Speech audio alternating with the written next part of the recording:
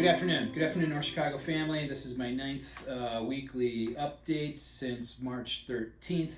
And today I really want to talk about our return to school plans and update you on where we're going there. First of all, let me talk about the heroes of the week. All of our staff and students at the high school this week that opened up on Monday our SOAR program for rising ninth graders heading into the freshman academy at the high school. They're working on math. 4 hours a day, 4 days a week, and our staff's just done an outstanding job working with our kids. The student attendance has been great. I've been over there. The kids are really excited to be back. They're very eager to be with their teachers. Their attendance has been great. And staff has just done an outstanding job planning. We're doing temperature checks, asking certification questions as they walk in. We're making sure everybody has masks. We're maintaining social distancing. And in the meantime, preparing kids for the challenges of high school. It's been great. So thank you to the SOAR team over at the high school this week. So let's talk about the district's return to school plan. We continue. The bottom line is that we continue to move forward with and plan for a return on a hybrid schedule where at most half of the students would be in school at any one time on any one day, with Monday as primarily planning and preparation, with some remote learning, of course, for kids, and then two different groups of students. One group present on Tuesdays and Thursdays, another group present on Wednesdays and Fridays. And continue to move forward also with planning for enrichment and childcare on the other 2 days for families with our partners in the community, Foss Park, military, and NCCP, so that we can help families and make sure that children are cared for while families work 4 days a week. Before I jump into those plans, let me talk a little bit about these questions and the debate that's happening in our country right now, and really what I feel like are two irresponsible extremes in this discussion. And on one side, we have the federal government demanding all in-person learning, backed by threats of taking away federal funding.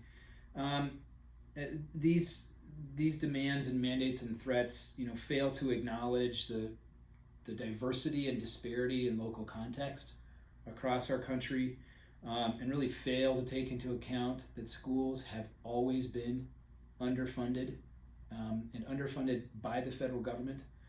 Think about special education funding and how little of that funding comes from the federal government.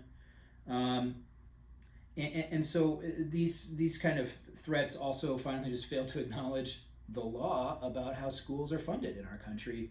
And so it's not helpful, it's irresponsible, that kind of talk. And on the other hand, I hear comments saying that unless there's an absolute guaranteed safety, then we can't return to school. And those comments, fail to acknowledge the real risks to safety for students who are required to stay at home if we don't open schools.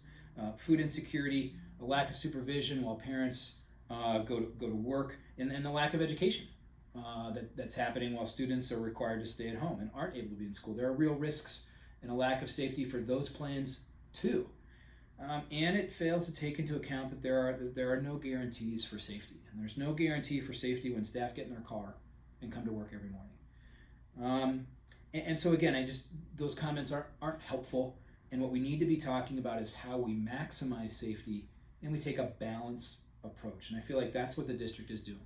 We're taking a balanced approach and very carefully considering what we need to do to maximize safety for our students and our staff. So I think this hybrid model accomplishes that, and our plans so far work to accomplish that. We are going to be providing PPE for staff and for students. We'll be providing gloves. We'll be providing hand sanitizer. We already have these things in the district now.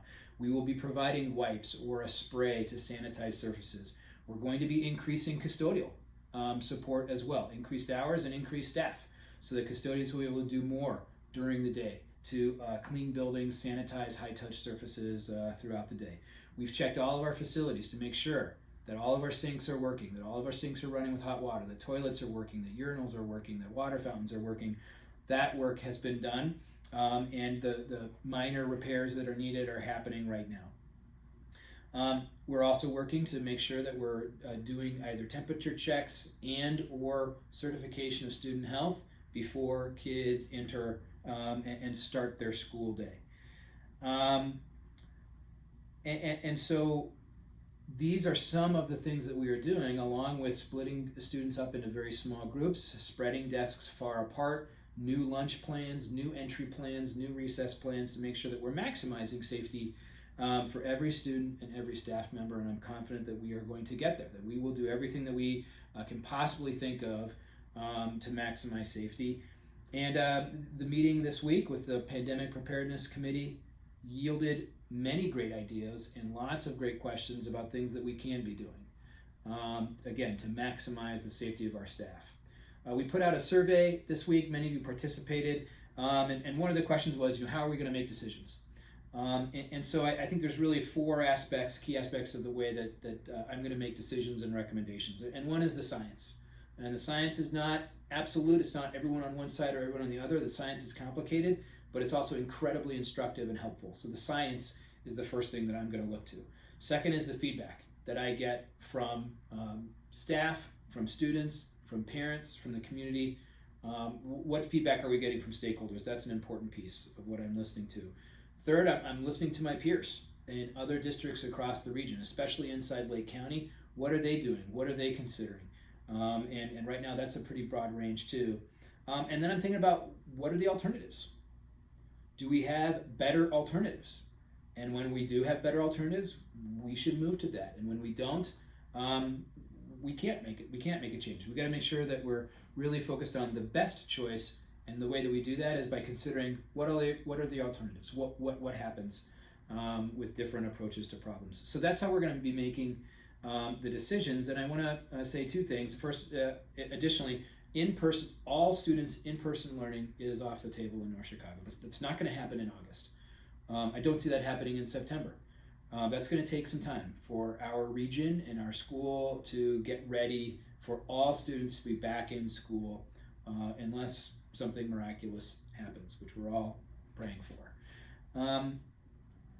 And I think also to acknowledge that the situation that we're in right now in phase 4 in Illinois is fragile. And that we will move to remote learning if the local conditions change. And if new science and new information becomes available, or if there is an outbreak, then we will move to remote learning, and we'll do that very, very quickly. And again, I believe this hybrid approach allows us to prepare for both possibilities, the possibility that we'll go remote and the eventuality that we will return in person. It will happen, and it won't be August. It probably won't be October for all of our schools in person. It might be January, it might be March, it might be later. But if we're in this hybrid model where we've got some students in class and some students at home, we could go either way, and we'd be ready to do that much more quickly, I believe. So that's one of the reasons. So we'll be presenting formally to the board on July 28th. I've been seeing the plans that are coming out. I'm reading those as well. You've seen our kind of the draft or outline of the plan. We're going to have a much more detailed version that'll answer a lot more questions, and that'll be ready for our board by the 28th. And it will change. It will change. It's very, very likely that will change before we see each other on the 11th, or before students are set to return right now on the 17th. So, and I'll do this, and we'll keep you updated. We'll keep doing these updates. You'll keep getting emails and Google Docs from me, and I'll keep listening very carefully to the information I'm getting back from all of you. So that's what I wanted to share with you today about our plans to return in the fall. And my hopes to do that, and my promise that we will do that with a maximum of safety of what we can do, with all the efforts of the entire team across the district. Thanks very much. We'll talk to you again soon. Have a nice weekend. Bye.